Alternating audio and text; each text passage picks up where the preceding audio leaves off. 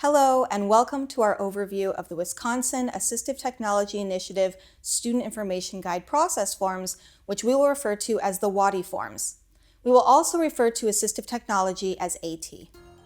Whether you are in an IEP team discussion about a student's assistive technology needs or just getting started on AT assessment, this quick start guide to the WATI forms will help ensure you get all the information needed as you move through the student assessment process.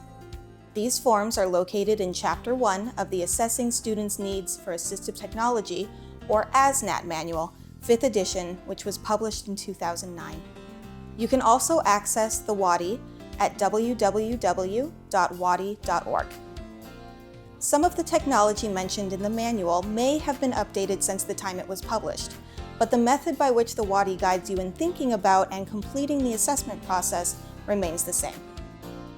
Assistive technology is defined in IDEA as any item, piece of equipment, or product system, whether acquired commercially off the shelf, modified, or customized, that is used to increase, maintain, or improve the functional capabilities of a child with a disability. The term does not include a medical device that is surgically implanted or the replacement of such device. The ASNAT is a very extensive resource that offers detailed chapters on assistive technology across 14 areas of need. It even includes chapters that discuss how to appropriately include the use of AT in a student's IEP, as well as information on how to acquire funding. If you are being introduced to this manual for the first time, either in person or online, it could seem pretty overwhelming. But knowing how to use the WATI forms will guide your successful access to use of the entire ASNAT manual. Here are some ways the WATI forms will help support you on your assessment journey. If you are new to the AT process, the WATI forms include guides with important questions to facilitate data collection regarding student abilities and needs across a variety of tasks and at every step of the assessment process. The WATI forms can be used to collect information for students with a wide range of ability levels, so you can refer to them for any student you are assessing and keep what you learn organized. WATI forms will help the IEP team discuss, outline, and lead the process of assessment, device selection, and trial. The first step to any discussion of a student's AT needs begins with consideration. Consideration is a short discussion of known information about a student that takes place during an IEP meeting. The WATI forms include a consideration guide to help the IEP team identify a task that a student is currently unable to do at a level that truly reflects their ability, and discuss current AT and whether it is working, if new AT or interventions are needed, or if they don't have enough information and need a more thorough assessment. If the team decides that an assessment is necessary, the WATI forms will help guide them step by step through the 3 main stages of the assessment process, which include information gathering, decision making, and trial use. Let's look at the flow chart of the assessment process. As we move along, we'll see where each of the WATI forms fit in. In order to help you plan for your assessment, the WATI offers an assistive technology assessment directions and procedures guide.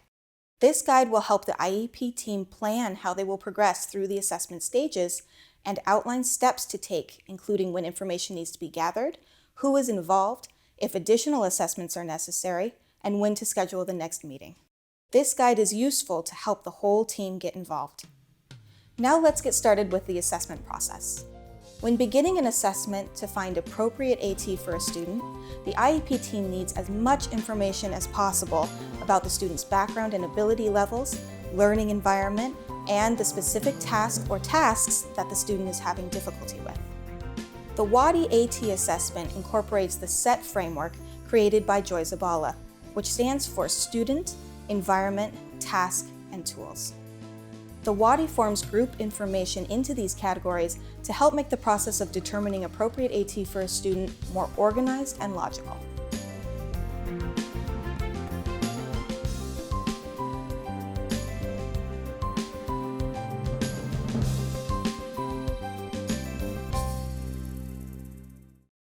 To help collect student information, the WATI includes a referral and question identification guide to organize data on the student's background, including their disability and medical considerations, AT currently being used, information about any AT that was previously trialed, and what the outcomes of those trials were. The key piece of information on this form is the referral question. What is the specific task or tasks that the student is being asked to do that is either very difficult or impossible for them to complete that the team is hoping to find appropriate AT to help with? This is what you are seeking to answer in order to reach your conclusion of the most appropriate tool or tools. Based on the referral question, the team will then decide what additional student information guides are necessary. These guides are organized by area of need and offer more in-depth questions for data collection to identify factors of a student's current skills and abilities. Once you have an understanding of the student's background, you are ready to conduct your observation of the classroom environment and the challenging or impossible tasks that were identified in the referral question. Classrooms can be very busy, and there is a lot of information to take in during your observation, including student behavior and participation, noise level, student workspace information, and more. While you are trying to capture as much information as possible, you may accidentally forget to note some details, such as the arrangement of the room, technology available, the student's location, and what is being used by the student's peers, which could be helpful later on. The WATI provides the Environmental Observation Guide and WATI Classroom Observation Guide and Summary to help you gather and organize this data in a way that will be easy to share with other members of the IEP team. When you are finished gathering all of your information, use the Environmental Observation Summary to present the main points to consider to the rest of the team. Now that you have information on the student, environment, and task, you are ready to move on to the decision-making stage. This is where the team will discuss the collected information to determine which tool or tools are appropriate for the student to trial. The WATI forms include the Assistive Technology Decision-Making Guide to help organize your information and facilitate team discussion and brainstorming. This guide is a suggested outline for how to group and present information at the meeting. Here you can include key points learned from your observations, as well as any more specifics you may have learned about the task or tasks from the referral question. This information presented at a glance can then be used to help guide the brainstorming process, where all team members can suggest possible AT solutions in the Solution Generation for Tools and Strategies section. As it is sometimes difficult to come up with possible solutions, the WATI also provides an assistive technology assessment checklist which offers suggestions of tools to consider. Once the team has collaborated on possible tools, you can now move on to the solution selection phase to determine which tools you'd like to trial. Once you have your tool chosen, the next step is the implementation plan. Here you can discuss the length, date, and team members responsible for the suggested trials. You can also include a follow-up plan and set a date for the team to reconvene to make the final recommendation for AT. You have finally arrived at the trial use stage, where you will collect data on how successful your recommended tool is in helping the student. The WATI offers the Assistive Technology Trial Use Guide to help ensure that no steps, responsibilities, or important considerations are overlooked. It will help you gather information on the acquisition of the tool, outline the necessary training for those responsible in implementing the trial, outline the support for managing the tool, and then track how and when the student is using the tool as well as the outcomes.